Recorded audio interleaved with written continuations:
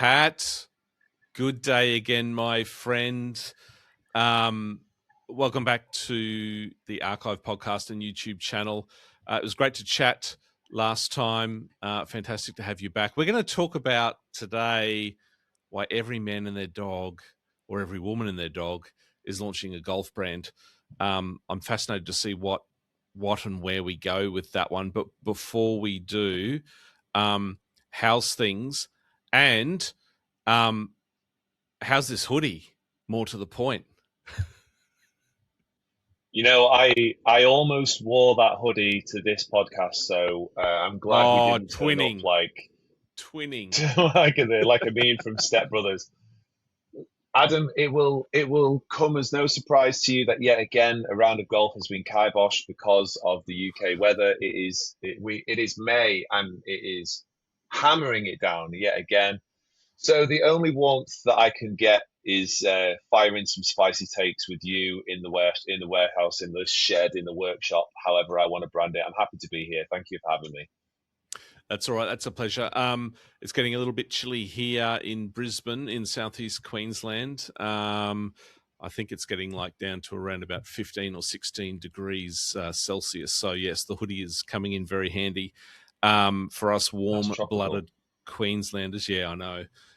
Pat, before we kick off on this one, I kind of got a little message today via Instagram from a friend, an old skating friend from way back, who was talking to me about. I haven't looked into it in detail, but a bit of a resurgence of the Stussy brand. Can I ask you? Do you remember Stussy? Were you hanging around that brand? What was your take? Of course, I remember Stussy. I was a child of the '90s. Yeah, Yes. I think I was. While I remember it, and they were sort of part of the the fashion lexicon. It wasn't something that I was involved in wearing as a kid. I was probably a little bit too young, and just inherently not cool enough. I do have a story surrounding a Stussy hat, though. My sister, we used to go on holiday a lot to Devon in the UK, in southwest UK. A lovely place called Thurleston, and my sister had a black Stussy hat. She absolutely loved it. And one day, inexplicably, my dad decided it was a good idea to take us for a walk. We went for a walk on the beach, and in the UK, there are these big sort of like pipes that sort of go out into the sea, which maybe this is for another episode, but some water companies have taken it upon themselves to discharge sewage into the sea via those pipes, but you could walk on them back in the 90s before the water was disgusting, and occasionally jump off them. And the wind was so heavy and so hard that it blew her hat off into the ocean and was never seen again. And I took great pleasure in it. I thought it was hilarious because that's what brothers do when their sisters are in distress. But it was a sick hat. I remember it vividly. Black, brown leather, strap, brass buckle, white logo. Great advertising as well. Great content. Just a brilliant brand all around. That sort of stood the test of time. Yeah, I only ever had one item of apparel because that's all that I could afford back then. It was just the black tee with the white logo on the front, nothing more, nothing less. And I was really, and I still am, a fan of that simplicity. And not to pump up your tires. When I first came across the Concrete Links Co. brand, it was just that clean logo on a shirt that kind of attracted me, and maybe a clunky segue into this discussion. Why is every man and woman and their dog launching a golf brand? Is it just a moment? Is it a bubble that's going to pop? Is it just are the socials going to blow up? I'm sort of keeping track, from time to time of the number of new brands or coming soon or first drop on its way kind of posts in my feed. I don't think I'm exaggerating when I sort of say that, yeah, every man and their dog's launching a golf brand. Pat, as per usual, kick us off with this one. And I'm also conscious both you and I are kind of, in that boat in some way. Right. So I'm going to start with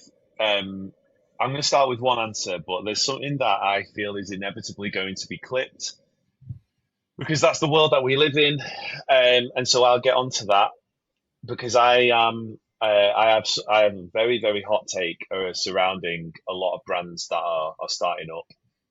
Well, obviously, I'm a huge advocate of it. I think there's a weird contradiction in the fact that starting a brand has never been easier, but running a successful brand has never been harder because so many people have like an inherent misunderstanding about what content is and what it should do with regards to a brand. And I think that so many people have this sort of like misconception that you can just take a photo of your product, slap a nice vignette on it, and promote it, and you'll sell out every time. It just doesn't work like that, especially when you're dealing with the much maligned Gen Z. They're a lot more intelligent than people give them credit for, and they are a lot more savvy, and they don't buy products, they buy people. And so your content is like the very, very, very, very, very, very, very top of your marketing funnel. It's why brands like Manners and Malvern are so good at what they do. The products objectively, whilst aesthetically they might look a little bit different, they are just ultimately the same as any other golf brand.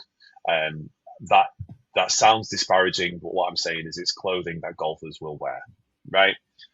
But what they do is they create they Malvern sells a feeling, and Mm, Manners creates narrative that basically uh, really only golfers can understand. Their club collection from their winter drop, like so many other things, was an absolute masterstroke in marketing, and it very much one of those I can't believe I didn't think of that moments. They just execute it really well as well.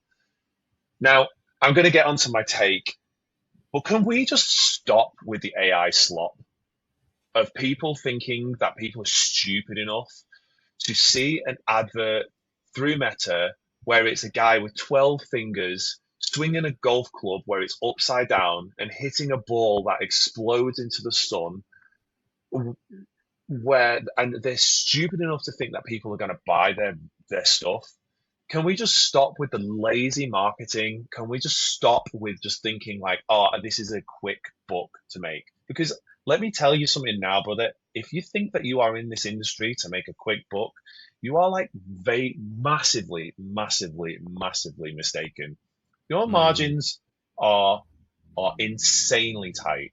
Stop insulting the consumer with something that you have prompted AI to come up with and just be completely dumbfounded when you don't sell out. It is infuriating to watch, and it is insulting to the consumer and insulting to brand owners, hopefully like mine in the future, where they put their heart and soul into thinking of content ideas, and until they think of something really good, they take a step back and they watch the landscape.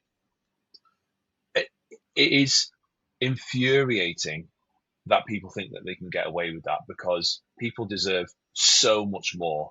And I have to get on my soapbox on that one. I apologize for starting at such a negative tone, but it's something that has been eating away at me for several weeks now. It just doesn't work like that. And if you think it does, then you may as well just pack it in now. yeah. Now, oh, so much of that resonates with me, Pat. But I'm sure there's a listener or two that is sort of, saying to themselves, "Old grumpy white man alert." Um, Now, there's what I find interesting is as I watch these brands kind of swiftly come into the market, and they seem to miraculously go from 0 to 100 in 5 posts. There's a full range that drops as part of the first drop. Um, they start with sort of 298 followers, and then I go back and look, you know, um, in sort of a month or two, and they're sort of at 3,500 followers. So I imagine there's a market out there for all of that. And I was just coming back from a golf trip last month, and waiting to pick up my clubs at Brisbane Airport. There was a group of about 10 to 12 guys who were on the same flight, all waiting for their clubs at the same time. And I kind of caught a glance that some of them were wearing this polo shirt with a particular social club, a popular social club around the country. And I kind of looked at them and I thought, oh, yeah, that's very judgmental of me, of course, but it's like I often forget that there is a huge demand, a huge population and cohort and customer base out there that just eats all of that up.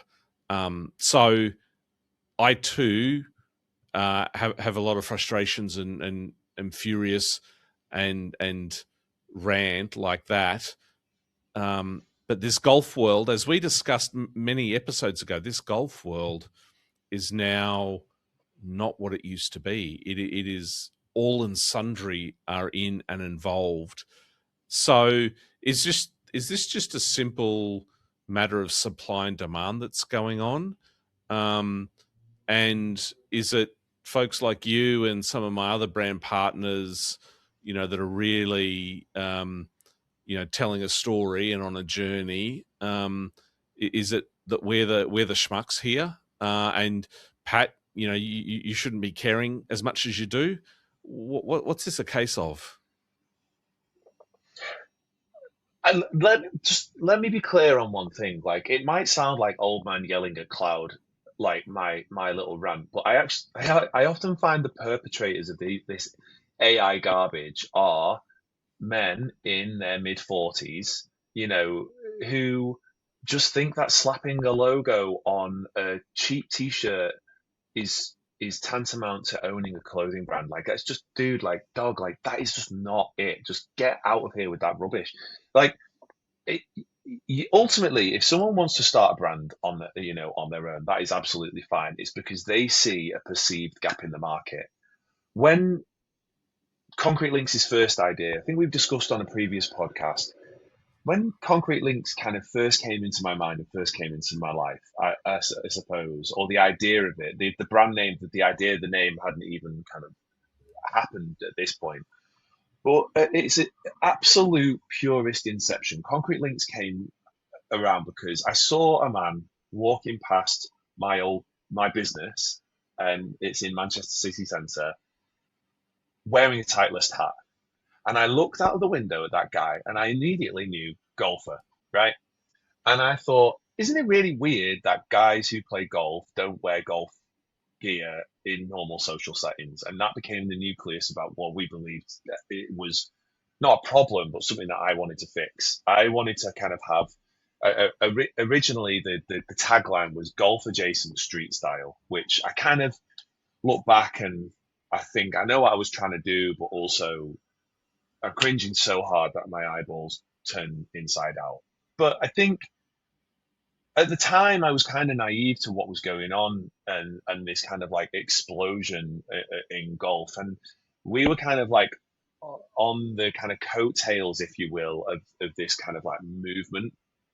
And the more I kind of got into it and got involved with it, the more I saw that we weren't actually that unique, and what we had to do was it was beyond a logo, which you so kindly complimented. It was beyond, fabric. It was beyond GSM. It was beyond zippers. It was about community. It was about product. It was about consistency, and it was about variabilities. Now, um, we we're still learning. Like I, as a business owner, I have always been the type of person to basically build the plane whilst it's in the air. I would always rather learn by making mistakes than obsess over the fact that it's perfect and then never be happy, because perfect never happens. There are times where I look back at products that released only a year ago when I'm like, could have done that better, we could have improved that. And that's what I think contributes to our brand and our community growing the way it does.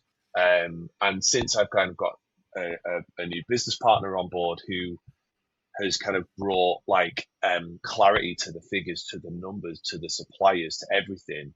It allows me to be creative and left-brained, and you know, at times a little bit skittish, and be the forefront of the brand, whilst also having someone that kind of like really has an understanding of the numbers and the figures and what these things mean.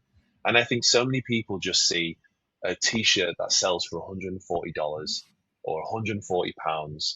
I was at Glen Eagles a while back and I went into the pro shop and stunned, absolutely stunned at the prices. And people were still buying it. And I think people just think Mm. it's a quick buck, but it's just not. The second your bank balance gets to a certain point, it's new stock time, it's sampling time, it's this, you know, you've got constantly the goalposts are moving, and before you know it, it's that money has evaporated. And I think that people begin a clothing company and a clothing brand with a vision, but this is speaking for me now. The more that you kind of immerse yourself in the world, the more that you realize that the market is incredibly saturated, and getting going isn't the difficulty. Getting going isn't the difficult part. It's the consistency, which is why clothing companies in particular, by the first 18 months, they're gone. Um, And yeah, I suppose I've just sort of ranted a little bit again.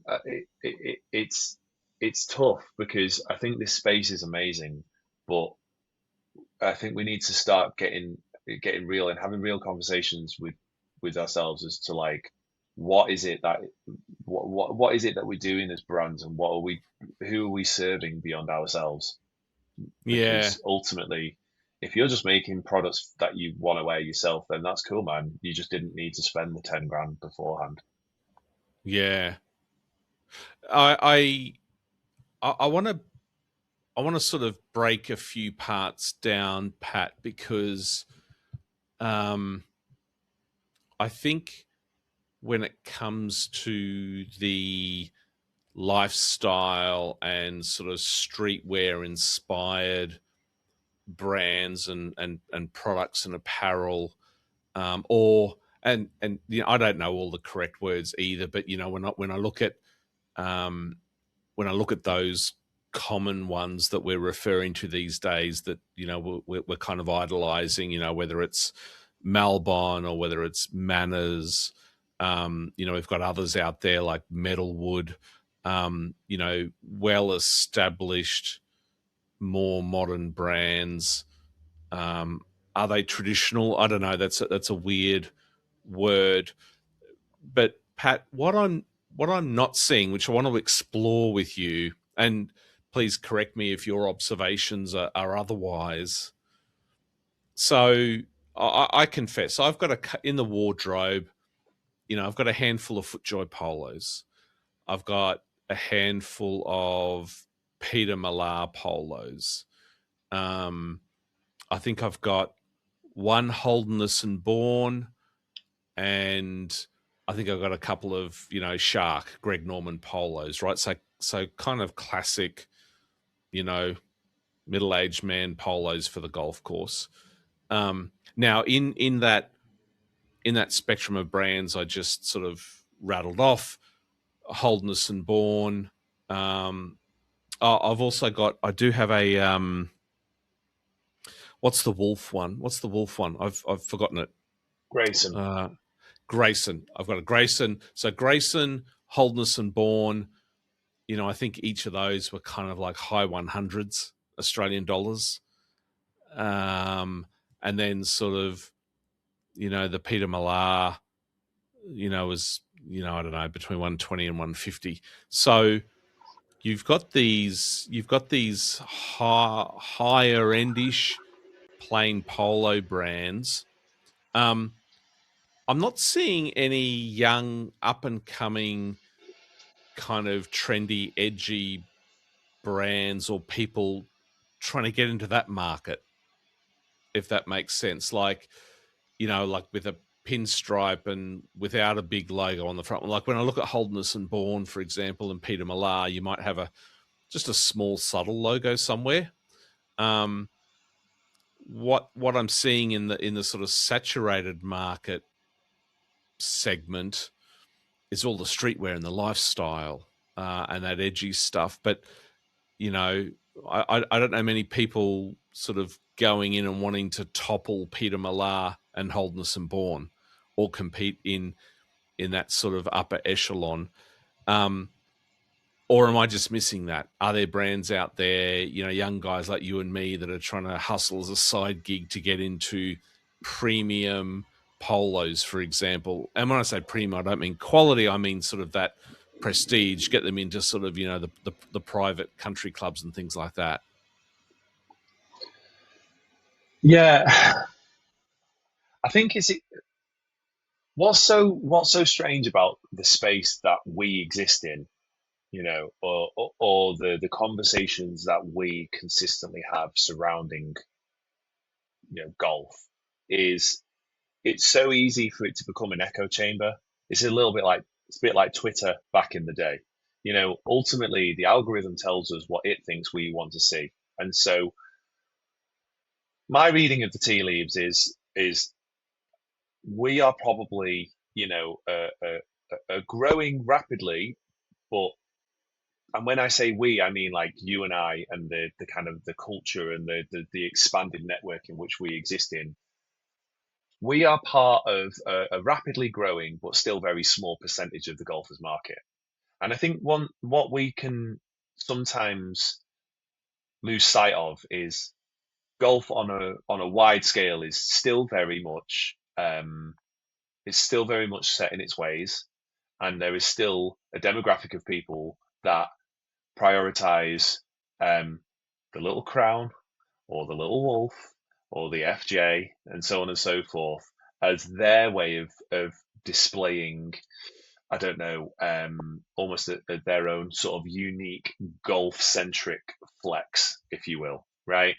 I can I'm not a judgmental person, but when it comes to golf, you can get a read of someone very quickly by what they're wearing on the golf course. And it's funny. It's funny because we talk about. I really look up to Marben and Manners, and I love Metalwood, but they're a little bit less so. But they're iconic in our industry, and I love how they've kind of blurred the lines between fashion and golf wear. But I think it's really easy to lose sight of the fact that in the UK, Melbourne, or I see Manners, and Metalwood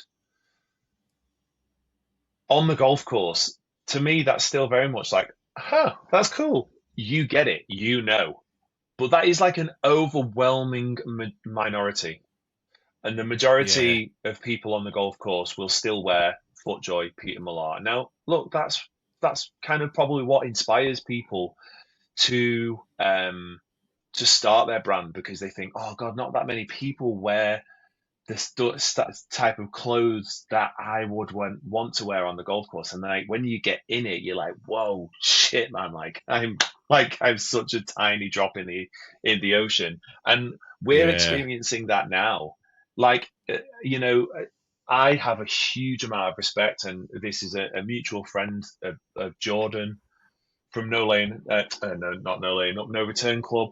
Excuse me, from No Return Club, and I saw someone in his purple haze wind vest in in town in Manchester City Centre the other day, and I had to stop and take a photo and send it to him. And I was just like, that's awesome. respect to you, That's brother. so awesome. That is Yeah, just that's so so awesome. cool. Yeah, And like yeah, he was buzzing about it. I was buzzing about it, and I think that is just so, so, so cool. And he was like, I saw someone in Salford the other day wearing your hoodie. It was probably me. I don't know. I'm just gonna hands up. But I just think that is so cool Yeah. that I see someone who, I have, we haven't spent much time with each other at any time, but we speak on the internet, and I have so much respect for what he does, and I think that our sort of fraternity is so small that we can celebrate each other's individual wins.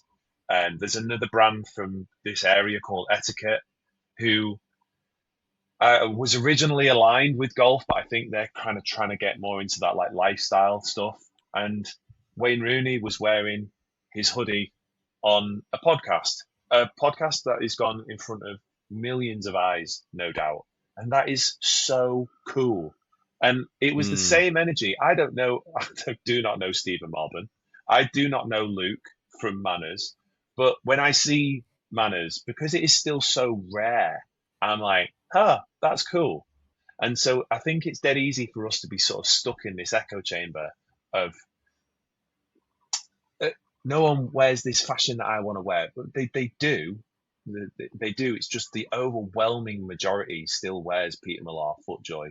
And until we can start to change that narrative and change and alter the discourse surrounding it, and I dare I say it, kind of like our younger generation becomes more prevalent on the golf course. So you do see more of that. I think we've still got quite a way to go, and that's great. That's cool. That means that there's still space for us to sort of penetrate into. And long may it continue. Yeah. Um. To- yeah. Totally resonates with me. I want to go back to your comment there, catching someone in the street wearing no return club stuff. Um, Pat, I sort of mentioned before about the clean logo. I'm just like a clean. I like a bold, a, a word, a print, a logo. Um, I'm a pretty simple guy. How talk me through the role of the logo in making or breaking a brand from your perspective? How long have you got? That's a really difficult one. A couple of So the observations. conventional the conventional wisdom is you effectively need anything between 3 and 4 variations of logos which are instantly recognizable. Okay, so we'll use concrete links because that is something that we obviously know intimate. I know intimately, but you can use different examples across the board. Now, when we started out, this was basically the inception, and I have had people who have purchased and DM'd us after who are like, I've never heard from you. I've never heard of you before, but I saw you at, I don't know. There was one, for example, just the other day. I saw you at Piccadilly train station. Um, I saw the logo and I thought that has to be a golf brand. I, I was absolutely determined and insistent that it was visible that the Concrete Links main logo, the classic logo, was easily discernible as a golf brand. So this is a green, okay? Obviously we've got the flag, and actually a little Easter egg is the O is a golf ball, and the C is meant to be a little hole. Okay, that took us a really, really long time to kind of to decide it. Now, if we can go into the context of the CL logo that you've got on the front of the hoodie, that was just a way of making sure that we could be kind of reductive on what people were wearing, and we can kind of have it once we kind of grew and people sort of saw what that meant, they would knew what the CL would be representative of. You can actually see just behind me, we started with a little dude that I named Topper, and he used to feature in quite a few of our original designs. We're not going to move away from Topper completely, and we will be revisiting him, but we're going to be refining him because uh, it got to a point where it was wasn't really that original. It was featuring on quite a lot of products and what was objectively quite a similar design. So we're going to work with that. We're going to work on that, and he's going to feature and he's going to return. But in the not too distant future, the logo means absolutely everything because it's got to do a few things. It's got to determine you as a brand as to and separate you from what you are. It sets the tone. So I think you look at ours and you think classic. I think you do think clean and you think golf. And the script writing tends to sort of imply, in my opinion, anyway, and this is what the brief, when we were coming up with the design, the brief that we sort of had was we wanted it to be indicative of the fact that we didn't take ourselves too seriously. So it's script, but it's soft, it's a little bit bubbly, it's a bit balloony, and so it's a little bit of, it's a little bit more gracious, I suppose. Now I look at we'll go back to Jordan. No return club. It's got the skull. It's got the sort of scratchy writing. I immediately look at that and it's just like heavy metal golf, and I think that is sick. I love it. I think it's absolutely amazing. Yeah, I'm yeah, a heavy metal fan. I used to be in a metal band. I love punk. Amongst the whole massive genre of other, it sort of aligned with when I used to skate. Love it. I think that is so cool. I actually think the name No Return Club is very, very cool as well. Absolutely love yeah, it. And so, yeah, and I immediately, as a golfer, I look at that and I'm like, golf brand, get it. I understand their tone. I understand what they're trying to imply. I understand it. I look at um, I look at Malburn. Obviously, we're quite similar. I look at Malburn. I don't know that they're a golf brand, but I know for a fact that they are um, aspiring to penetrate all of the spaces. They just started with golf because Stephen Malburn's a golf sicko. Um, and and then and I think that's the thing that's important with the logo. It's got to set the tone and it's got to allow people to decipher exactly what it is. And we are essentially by wearing that brand, by wearing the product, we are advertising on their behalf. And so if someone sees it in a split second at a train station or wherever, you have to understand straight away what that is and what it's for and who it's for. And I think that's why we did such a good job with it. We've brought in the kind of like horizontal script with the established 2023. And I just feel like that kind of just gave us like a slightly different dynamic. It gives us a little bit more of an idea and an understanding, and people a different idea and understanding as to we can be playful, we can be classic, and we can be reductive. It's kind of all of those things in one. yeah, yeah. And no, that I really appreciate those views, Pat. Um, on that sort of provocative opening statement I made. Every man, a woman, and a dog starting a golf brand. Um, we've discussed social media as a platform that just opens the door to so many to get things spun up quickly.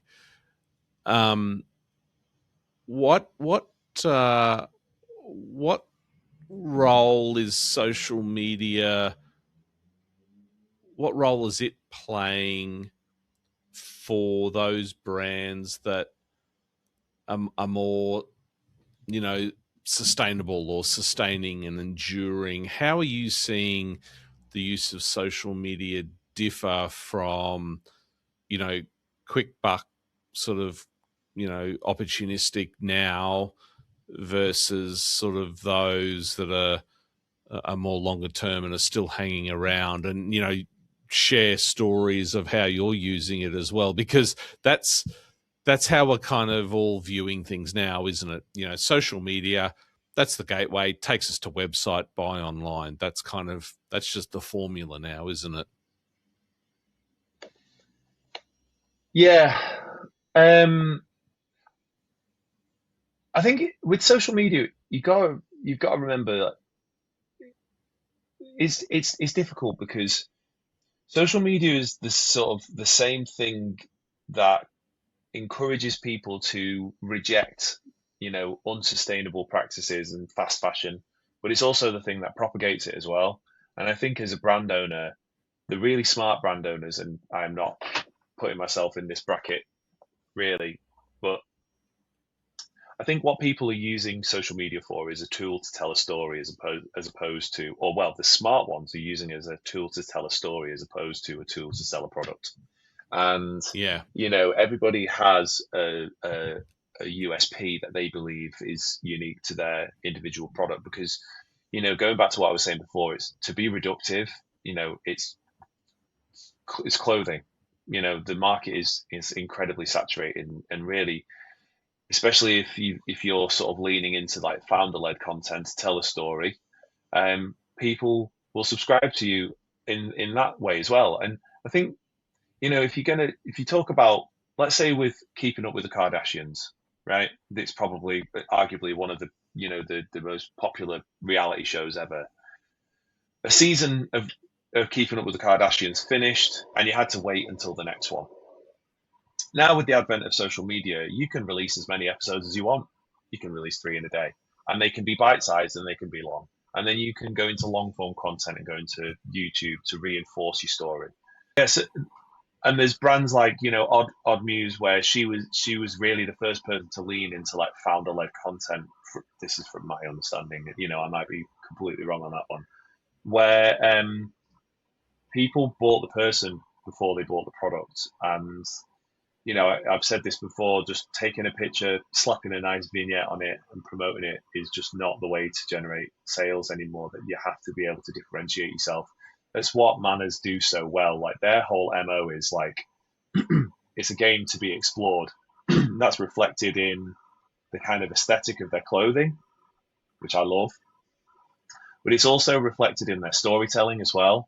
You've got Shortside, who's a content creator whose kind of content almost exclusively revolves around getting out there and doing it. And going back to a previous conversation that we've had in the past, talking about sim golf, he has like what feels like quite a deep rejection of that. I remember a post where he was like, it was filmed in him on a lovely vista, walking up to his ball and hitting it, and the caption on the front was like, "Golfers had this and decided to go with sim golf."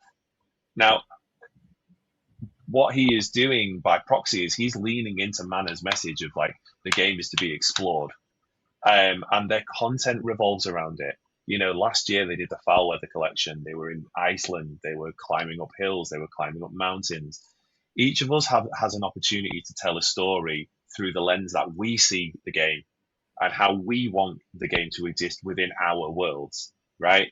And I think the really successful brands manage to extend the optics and extend the focus so people subscribe to their belief as well. All right. Maybe not exclusively. You don't get like people who are culty about golf brands at this moment in time, but you do get people of a very specific demographic who buy the legacy brands like we've spoken about, and your FootJoys, your Peter Millars, etc., Holderness and Bourne, which are all great for their own captive audience. But then you get people who buy products because they subscribe to it, and it's because they've told a story that makes people believe and that they should be subscribing to it as well. I said before, Malvern, they are so good at selling a feeling.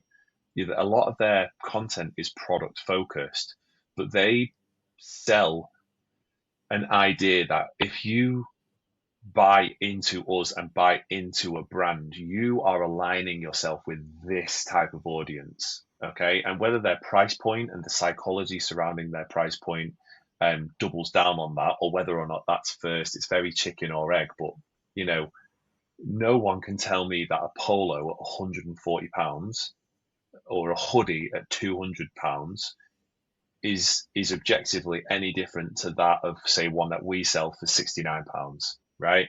But Yeah. Yeah. they are so good at getting people to subscribe to a feeling, and ultimately that's where brands like Manners and Malvern, and hopefully us in the future, will get to, because we can tell a story that golfers can relate to, but we can extend within a more wider kind of prism and a wider world. And that's really exciting because we are on, as a brand, Concrete Links is kind of on like a new journey within the last year, and we've made a ton of mistakes, um, which we should probably document and put on our social channels so people buy into us. But we have made like a ton of mistakes, but nothing so critical that it's like, right, well, it's game over. They're mistakes that we will not make the next time. And as we kind of like develop as a brand, we'll probably move away from the founder led stuff because I'm just not that interesting. Like, I'm a pretty boring guy. I want to spend time with my family, my friends, and I want to play golf. They're the things that are important to me: my business, my family, my friends, in not in that order. And I, I would like to get to a point where we carve out our own individual niche of our storytelling. Um, and kind of going back to the start of this conversation, I think that the logo is super duper important to do that and to help you do that. Yeah. Pat, last question for you. In this discussion, we've predominantly been talking about, you know, every man and woman and dog launching a golf brand. We've tended to sort of speak to apparel, being sort of, the hero item, or the on ramp, into into sort of developing products. Let's go back to our mate again, Jordan from No Return Club. I mean, the guy has done some of the most insane, like, physical product development stuff. The divot repair tool, some of the ball markers, and then of course this last Masters season, that the head covers, those type of products. Um, you're not seeing a lot of those come up with these, quick brands, right? How important are... Sorry, Adam. Cheers, mate. That's all Thanks a right. lot. See you in a bit. Marrow, Marrow. Thank you. Adam, I'm so sorry. I just knew he was. I was trying to get him to stop and just lob it, but carry on. That's all right. Maybe start that one again. So Pat, the products that some of these real or authentic brand owners are putting their blood, sweat, and tears into, like No Return Club and Jordan, that diversification beyond just apparel, what role do you think that plays? And I'd be interested in your honest thoughts around, Concrete Links Co. And, is the big grand plan just for apparel? Are there other things in there? Talk to me about the non-apparel range with new brands, and, the lack of it, I suppose, with many of them. Yeah, I I'm not speaking for Jordan, but my understanding going back to the original inception is I thought apparel was initially at the forefront and then he pivoted into tools. That might be wrong. That's kind of how I saw it. The first time I came across his brand, I saw um, a photo shoot in and around like the Castlefield area and around the city centre. Um, but I think from a design perspective, he maybe felt like he got more from designing the divot tool, the ball markers, and so on and so forth. And then he sort of slowly started to shift his focus back towards apparel with like the wind shirt and the cap, for example.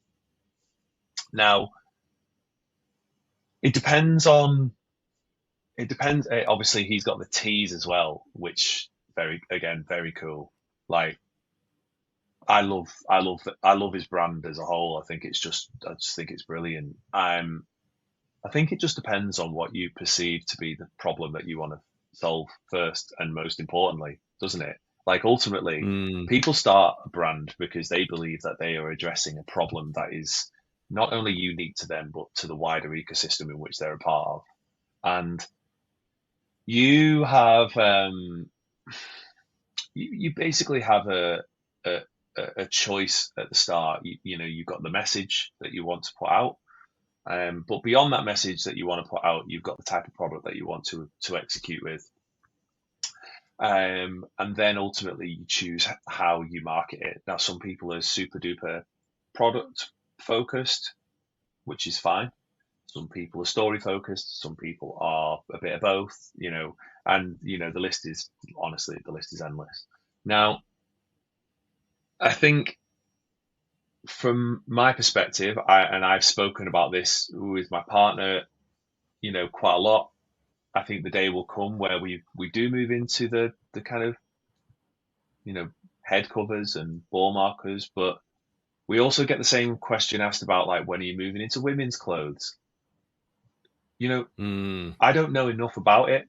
I don't know enough about those particular markets for me to say with conviction, this is a problem that needs fixing, or this is the product that we're going to make to fix it, or just like, hey, this would look nice. Simple as that, really. And so I want to make sure that I'm laser focused on getting like our foundations right before I start going into loads of different things. You know, full disclosure, we are making a load of concrete links like wooden tees, and we've got a cool little package that they're kind of coming in, and that's really exciting. They should be out pretty soon. But ultimately, like I'm not an authority on these things, and I'm not an authority on clothing. And so I would rather make sure that we're laser focused on making our product the best it can be before we sort of pivot into something else. Um, and I think that that's just how it should be.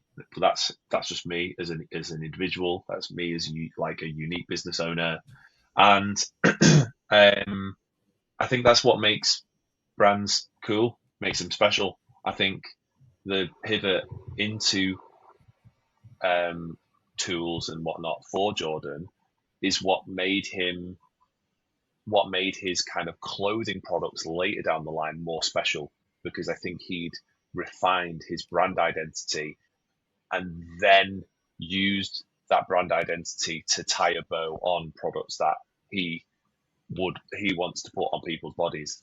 And like that is how that has worked really, really well. And again, long may it continue. But Yeah. I just think that you can sometimes get a bit too far ahead of yourself, um, and it's dead easy to lose sight of the fact that you know we're still learning, we're still building, we're still developing the products. I'm super excited for autumn winter. Not that I'm wishing not that I'm wishing sort of the summer away as I look outside the window and it's absolutely throwing it down again.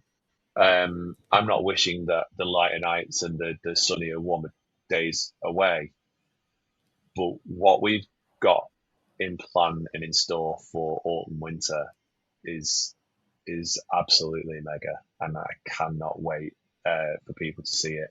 But yeah, in short, I just think about each individual brand and each individual brand owner um, essentially is just on a journey to refining their products and refining their identity. And ultimately, it's up to them to choose what type of product that they want to create once they've made their niche. Simple as that, really. Yeah. Yeah.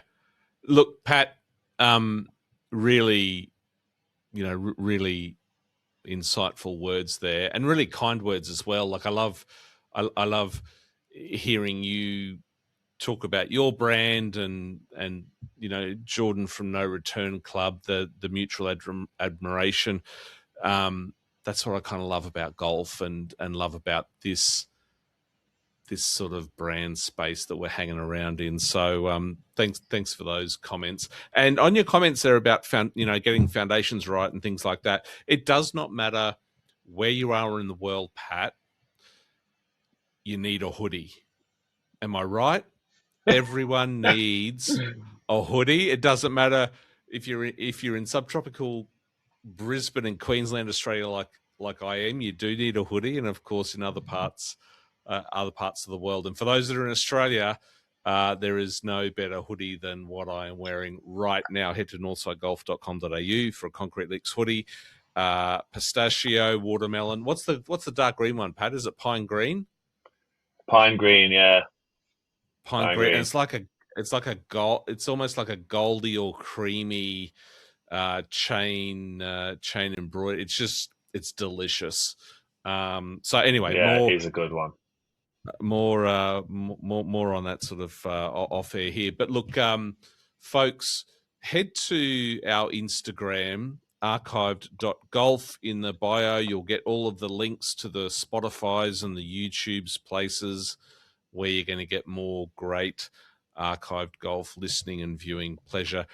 Pat, always a pleasure. Can't wait till we catch up again. Hope you get out and play some golf, and the weather dries up a little bit. It's been a great conversation. Thanks so much for joining. Thanks, my man. Have a wonderful time, a wonderful day, and I will chat soon.